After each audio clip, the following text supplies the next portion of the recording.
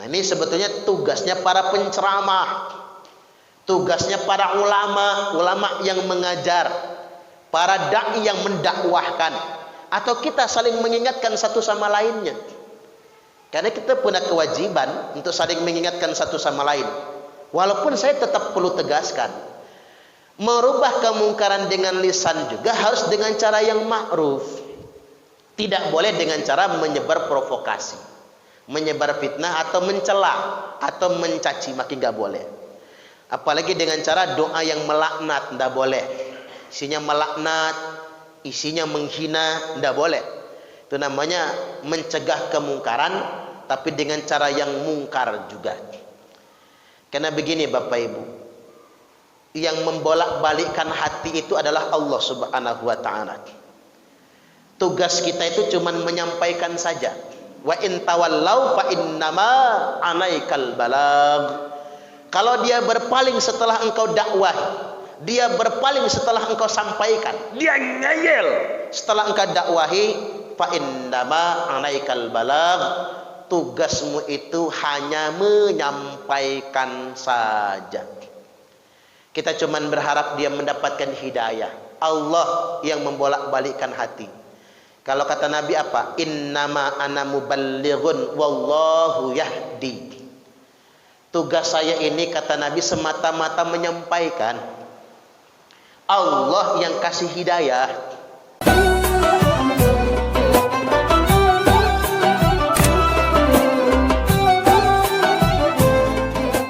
Baik, pada kesempatan kali ini saya akan membahas materi tentang nahi munkar. Kita sering membahas tentang amar ma'ruf, nahi munkar. Mengajak kepada perbuatan ma'ruf dan mencegah perbuatan munkar. Bagaimana perspektifnya di dalam Islam? Yang jelas ini satu paket. Artinya memang amar ma'ruf dan nahi munkar itu adalah dua hal yang tidak bisa dipisahkan. Antara kita mengajak kepada kebajikan dan mencegah perbuatan munkar atau maksiat, dua-duanya mesti sejalan. Dua-duanya mesti seimbang. Allah Subhanahu wa Ta'ala telah berfirman, A'udzu billahi minasyaitonir rajim. Kuntum khaira ummatin ukhrijat linnas. Kalian semua adalah umat yang terbaik yang dikeluarkan untuk segenap umat manusia. Ta'muruna bil ma'rufi wa tanhauna 'anil munkar. Agar kalian senantiasa menyeru kepada perbuatan ma'ruf, mengajak kepada kebajikan dan mencegah perbuatan munkar. Nah, benang merah yang harus kita pahami, mengajak kepada perbuatan ma'ruf itu harus dengan cara yang ma'ruf juga. Adapun mencegah perbuatan yang munkar pun harus dengan cara yang ma'ruf juga. Jadi jangan begini, pakai ilmu cocok-cocokan. Mengajak perbuatan ma'ruf dengan cara yang ma'ruf.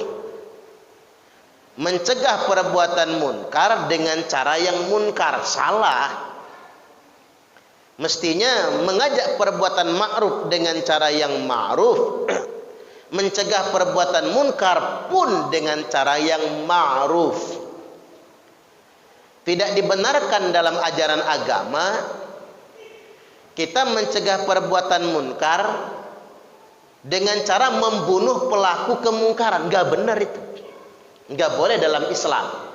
Jadi jangan sampai orang merasa mencegah perbuatan munkar dengan cara membunuh pelaku kemungkaran itu adalah benar. Salah. Tidak begitu maksudnya. Mencegah perbuatan munkar juga mesti dengan cara yang ma'ruf dan disesuaikan dengan kemampuan kita masing-masing.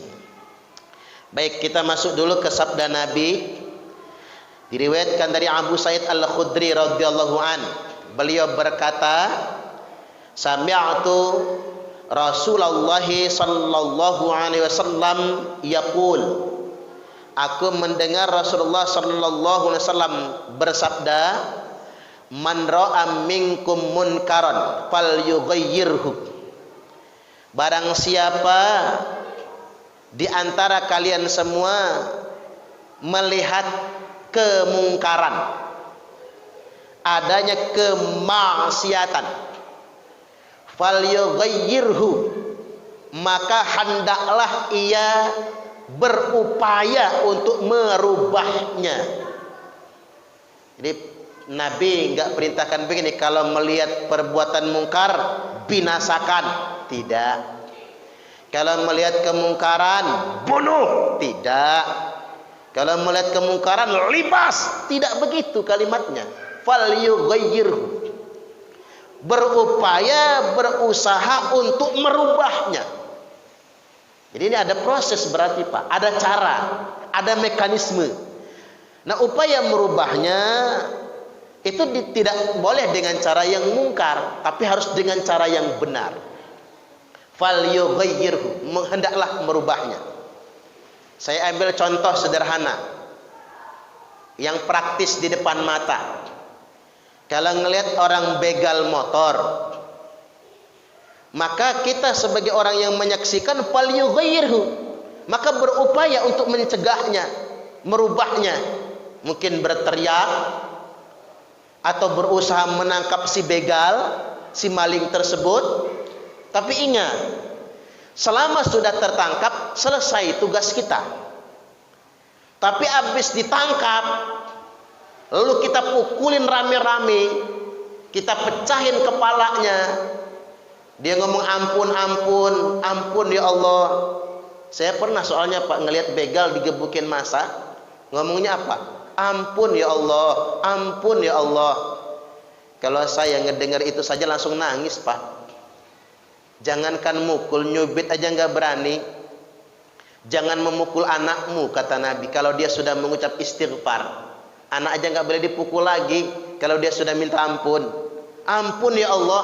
Tapi masa begitu beringasnya, pecah kepalanya, berhamburan otaknya, mati dia. Ketahuilah, si pelaku hanya membegal, dosanya berhenti pada begal saja. Nyuri motor, itu pun gagal. Sedangkan orang yang memukulinya mendapat dosa membunuh nyawa. Itu dosa besar loh Pak. Sadar nggak masa itu yang gebukin begal, sampai begal itu meninggal dunia, dia sudah terkena dosa membunuh Bapak Ibu. Bayangkan terkena dosa membunuh, nggak sadar kan? Dan itu penegak hukum bingung mau nangkap siapa, karena itu aksi massa. Apalagi yang salah ya Pak, salah tangkap. Ada tukang servis ampli mampir sholat ke masjid sambil bawa ampli yang sedang model servis, difitnah tukang nyuri ampli masjid. Akhirnya di masa dia sudah teriak-teriak minta ampun, tapi langsung dibakar oleh massa. Nah, massa itu sadar nggak kalau dia sudah membunuh orang? Dan semua orang yang terlibat di sana dapat dosa membunuh orang. Kadang-kadang orang nggak sadar karena ini orang banyak, padahal sama dosanya. Jangankan yang mukul Bapak Ibu, yang ikut menyaksikan saja ikut kena dosa.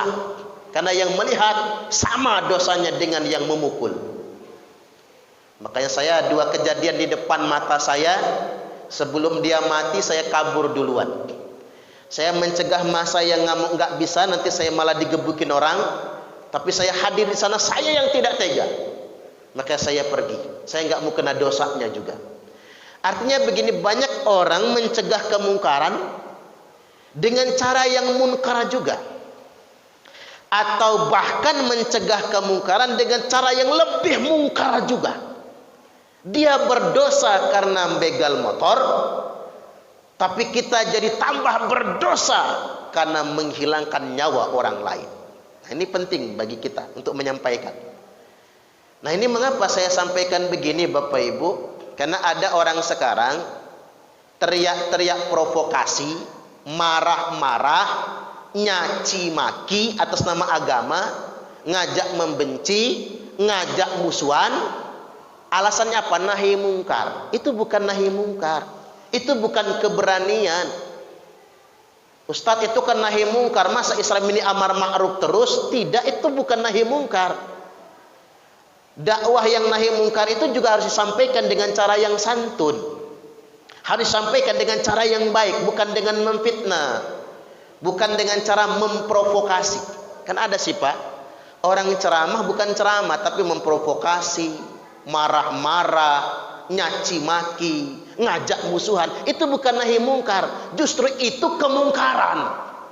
Kalau gara-gara ceramah dia fitnah tersebar, gara-gara ceramah dia orang terprovokasi, gara-gara fitnah dia kehidupan yang damai jadi tidak nyamai, maka Nabi mengingatkan, la yadkhulul jannata namam, tidak akan masuk surga orang yang menjadi provokator, orang yang mengadu domba. Balik lagi, fal yughayyirhu, hendaklah dia merubahnya, biyadihi, dengan tangannya. Fa illam yastati' fa bilisanih, apabila tidak mampu dengan tangan, fa bilisanih, dengan lisannya. Fa illam yastati', kalau dia tidak mampu juga, fa biqalbih, maka dengan hatinya. Wa dzalika ad'aful iman, walaupun dengan hati itu selemah-lemahnya iman. Takhir hadis ini tercantum dalam kitab Sahih Muslim nomor 69, Sunan At-Tirmidzi 2172.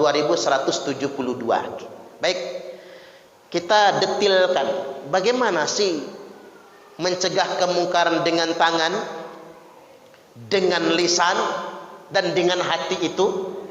Pertama-tama Nabi perintahkan kita mencegah kemungkaran dengan tangan. Dengan tangan ini tindakan langsung. Ada orang berkelahi di hadapan kita, kita melerainya, memisahnya, itu namanya fal yughayyirhu biyadihi, mencegahnya dengan tangan, merubahnya dengan tangan. Ada orang dianiaya di hadapan kita, lalu kita melerainya, mencegahnya, itu merubah dengan tangan. Walaupun kasihan juga kemarin kalau tidak salah di Tanjung Priok, ada anggota polisi bertugas melerai orang berantem. Karena beliau melerai orang berantem, maka beliau malah dikeroyok.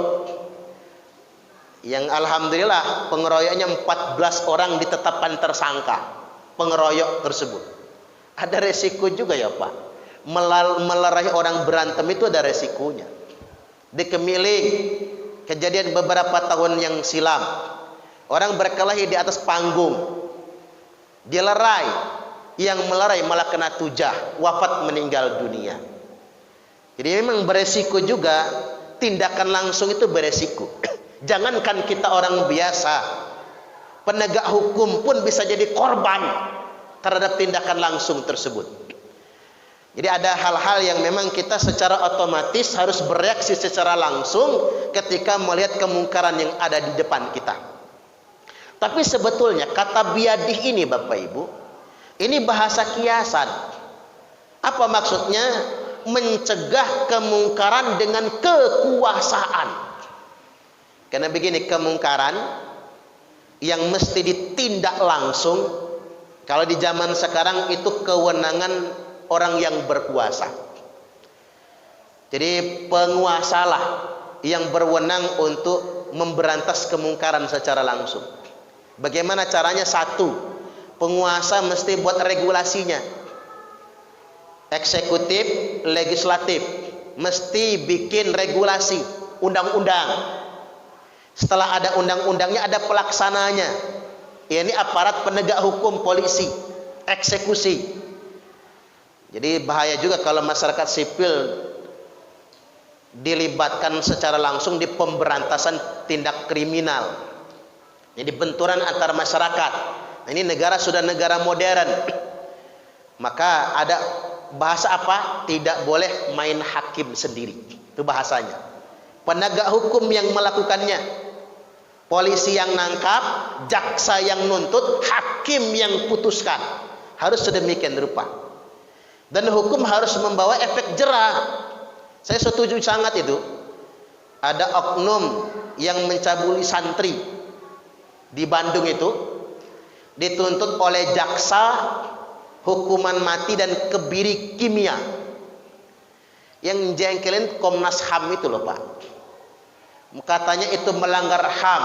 Tapi kan udah kelewatan ini. Kalau nggak ada efek jerah, takut berulang lagi. Apa jadinya nantinya? Biar yang lain-lain tuh mikir. Karena memang begitu sih. Perbuatan predator seksual itu Bapak Ibu selalu korbannya adalah orang yang tak berdaya. Itu kan anak-anak santrinya yang orang miskin dari kampung, direkrut suruh mondok nggak bayar. Ternyata bukan mondok di sana, tapi suruh nyebarin proposal minta bantuan, suruh ngetik proposal, dan itu dicabuli dan dituntut hukum kebiri dan hukuman mati. Itu sudah cocok itu. Kalau dia ikhlas dengan hukuman itu, mudah-mudahan jadi kafarat, penebus dosa baginya. Harus ada efek jerahnya. Walaupun begini sebetulnya Nabi sampaikan fal yughayyirhu biyadih, hendaklah mengubahnya dengan tangan. Itu bukan berarti membunuh, bukan berarti memberantasnya dengan kekerasan. Dengan tangan itu adalah artinya tindakan langsung yang dengan tindakan itu bisa merubahnya. Saya ambil contoh misalnya begal, kasus pencurian dengan kekerasan, termasuk juga curanmor, pencurian kendaraan bermotor, bahasa-bahasa hukum kan begitu. Itu saya pikir nggak cukup Bapak Ibu hanya sebatas nangkap pelakunya, karena kadang-kadang mati satu tumbuh 1000, nggak cukup. Tapi pemerintah harus buat program agar bagaimana masyarakat ini berhenti ngebegal. Bagaimana caranya? Sejahterakan. Mungkin saya ini usul buat pemerintah, anak-anak mereka usulkan masuk pondok pesantren. Masuk pesantren gratis semua. Kan keren nih Pak, negara yang bayarin. Mau mondok di mana tuh anak-anak mereka? Masukin pesantren, dibiayai oleh negara sampai kuliah. Minimal tuh sudah mangkas tuh. Nggak mungkin kan anaknya udah alumni pondok, pulang-pulang mau jadi begal, nggak mungkin. Ini cara pertama. Cara yang kedua, sejahterakan mereka.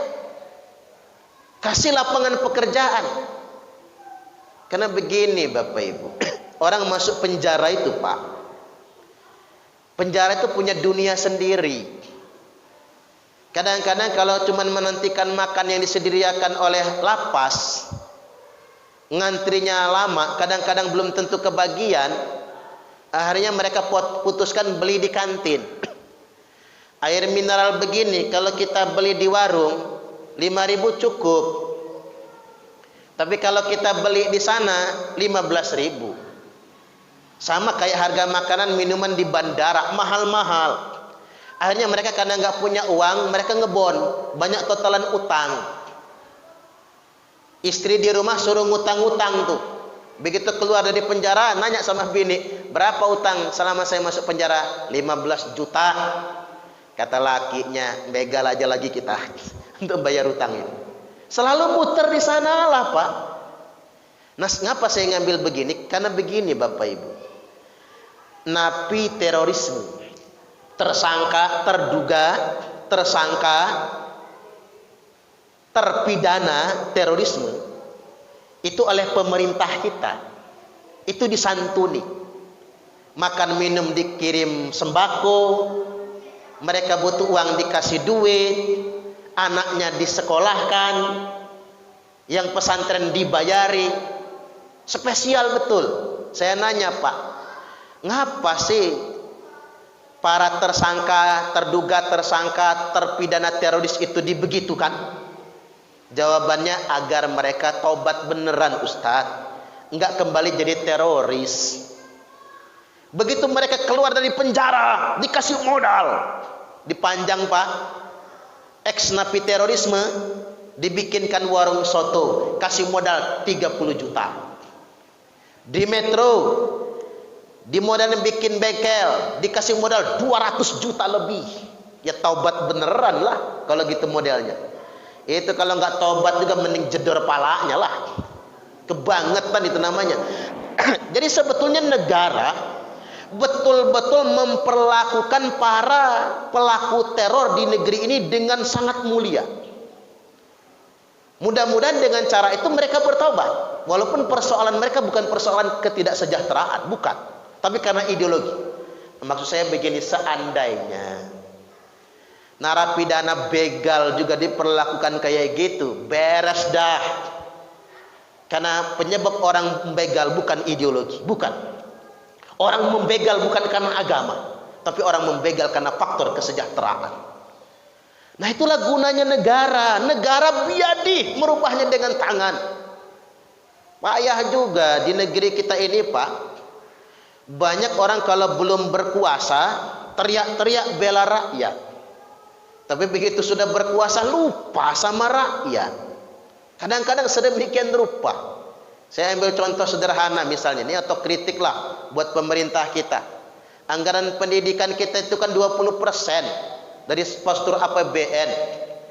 Berarti kan 400 triliun setiap tahunnya. Itu mestinya Bapak Ibu bisa menggratiskan pendidikan. Ngapa sih orang sekarang malas punya banyak anak Pak? Kalau zaman dulu kan banyak anak banyak rezeki. Zaman sekarang takut orang banyak anak. Bukan karena takut nggak kebeli beras, gampang. Orang takut banyak anak sekarang karena biaya sekolah mahal. Betul nggak kira-kira? Karena biaya sekolah mahal. Ada-ada aja sekolah itu, mohon maaf, betul bikin apa itu Pak? Uang pembangunan lah, uang komite lah, apalah gitu ya. Ada apa sebetulnya? Kok sekolah dibikin segitu mahalnya? Mana sekarang ini kan begitu, mau pinter tuh mahal sangat. Udah sekolah bener dia sekolah, mesti ikut bimbel juga. Kalau nggak bimbel ya nggak pinter. Lo ngapain dia sekolah? Ini otokritik. Maunya kita anggaran pendidikan, anggaran kesejahteraan. Kita ingat beberapa bulan yang lalu Menteri Sosial ditangkap KPK gara-gara mengkorupsi dana bansos. Masya Allah. Padahal itu dananya orang-orang melarat ya Pak. Orang-orang yang gak mampu, korban-korban masa pandemi, tapi dimakan juga. Makanya kalau kata Mahatma Gandhi itu apa? Kekayaan alam kita ini sudah lebih dari cukup untuk memenuhi kebutuhan kita. Tapi semua kekayaan alam kita ini jadi kurang jika untuk memenuhi keserakahan umat manusia. Iya juga. Ini karena keserakahan. Jadi pemerintah harus buat program-programnya sebetulnya untuk menyelesaikan persoalan-persoalan semacam ini. Itu yang disebut dengan falyughayyirhu biyadih, mengubah kemungkaran menjadi kemaslahatan, yakni dengan kebijakan para penguasa. Ya kalau penegak hukum kayak Pak polisi itu law enforcement, itu penegakan hukum Pak. Sebelum penegakan hukum itu kan ada kebijakan, ada aturan yang dibuat. Nah itu kewajiban pemerintah untuk memastikan bagaimana dana negara betul-betul sampai ke masyarakat, tidak nguap kemana-mana. Ya minimal satu dulu, gratiskan pendidikan dulu itu. Jangan ada biaya itu biaya ini. Yang bikin sebel itu apa tuh? Biaya pembangunan. Lalu muncul pertanyaan, ngapa sih orang tua terus dibebani uang pembangunan? Emang kemana kita bayar pajak itu? Kan kita berhitung kan, untuk apa kita bayar pajak? Ada aja uang pembangunan saban tahun. Ini kejadian fakta di negeri kita. Makanya saya pikir Indonesia ini bukan lagi negara di 60 tahun yang lalu, yang masih dalam masa penjajahan di 67 tahun yang lalu. Indonesia sudah merdeka, kekayaan alam kita sudah terkelola sedemikian rupa. Ya mudah-mudahan benar-benar bisa digunakan untuk program mensejahterakan rakyat. Allahumma amin. Jadi falyughayyirhu, ubahlah dengan tangan. Makanya saya berdasarkan hadis ini berpendapat Pak, orang baik itu harus berkuasa. Karena orang baik tidak memikirkan dirinya sendiri, tapi yang dia pikirkan adalah kesejahteraan rakyat. program-program yang betul-betul menyentuh kepentingan rakyat. Walaupun yang namanya penguasa itu kan nggak satu, Pak. Bukan hanya presiden. Apalagi zaman reformasi ini kan, ada gubernur, ada wali kota, ada bupati. Belum lagi mereka waktu nyalon duit habis banyak. Yang dipikir gimana ngembaliin modal dulu. Waduh, makanya terlalu mahal kadang-kadang, jadi lalai bagaimana cara mensejahterakan rakyat. Ini yang pertama. Fa ilam yastati', tapi jika pun tidak mampu, biadih dengan tangan, kata Nabi, maka fabilisanih, dengan lisan. Nah, ini ngomong, cangkem ini. Nah, ini sebetulnya tugasnya para penceramah, tugasnya para ulama yang mengajar, para dai yang mendakwahkan, atau kita saling mengingatkan satu sama lainnya. Karena kita punya kewajiban untuk saling mengingatkan satu sama lain. Walaupun saya tetap perlu tegaskan, merubah kemungkaran dengan lisan juga harus dengan cara yang ma'ruf. Tidak boleh dengan cara menyebar provokasi, menyebar fitnah atau mencela atau mencaci maki, nggak boleh. Apalagi dengan cara doa yang melaknat, nggak boleh. Isinya melaknat, isinya menghina, nggak boleh. Itu namanya mencegah kemungkaran, tapi dengan cara yang mungkar juga. Karena begini Bapak Ibu, yang membolak-balikkan hati itu adalah Allah Subhanahu wa Ta'ala. Tugas kita itu cuma menyampaikan saja. Wa in tawallau fa innama alaikal balag. Kalau dia berpaling setelah engkau dakwah, dia berpaling setelah engkau sampaikan, dia ngeyel setelah engkau dakwahi, fa innama alaikal balag. Tugasmu itu hanya menyampaikan saja. Kita cuma berharap dia mendapatkan hidayah. Allah yang membolak-balikkan hati. Kalau kata Nabi apa? Innama ana muballighun wallahu yahdi. Tugas saya ini, kata Nabi, semata-mata menyampaikan. Allah yang kasih hidayah. Jadi saya tidak berhak untuk memaksakan hidayah, kata Nabi. Karena boleh jadi disampaikan hari ini, sampai kita mati dia tidak dapat hidayah. Setelah kita lama dikubur, baru dia mendapatkan hidayah. Wallahu a'lam bishawab. Kita tidak tahu Bapak Ibu. Yang jelas menyampaikan kebenaran itu harus.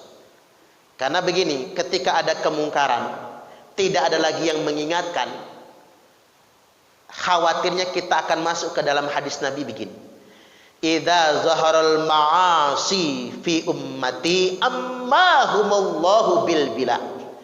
Apabila zahir kemaksiatan di tengah-tengah umatku, tidak ada lagi yang mau mengingatkan, maka Allah akan ratakan bencana kepada mereka semua. Ulama berpendapat hadis ini terkait dengan pembiaran terhadap perbuatan maksiat. Karena pembiaran tidak ada yang saling mengingatkan, maka Allah ratakan bencana untuk mereka semua. Ada ulama yang mengambil perumpamaan Pak dengan kasus liwat umat Nabi Lut, zaman homoseksual. Waktu itu kalau laki-laki ganteng dikerubutin orang banyak, mau diperkosa. Dan itu seperti ada pembiaran, dan tidak ada yang berdakwah lagi. Maka Allah ratakan azab untuk mereka semua.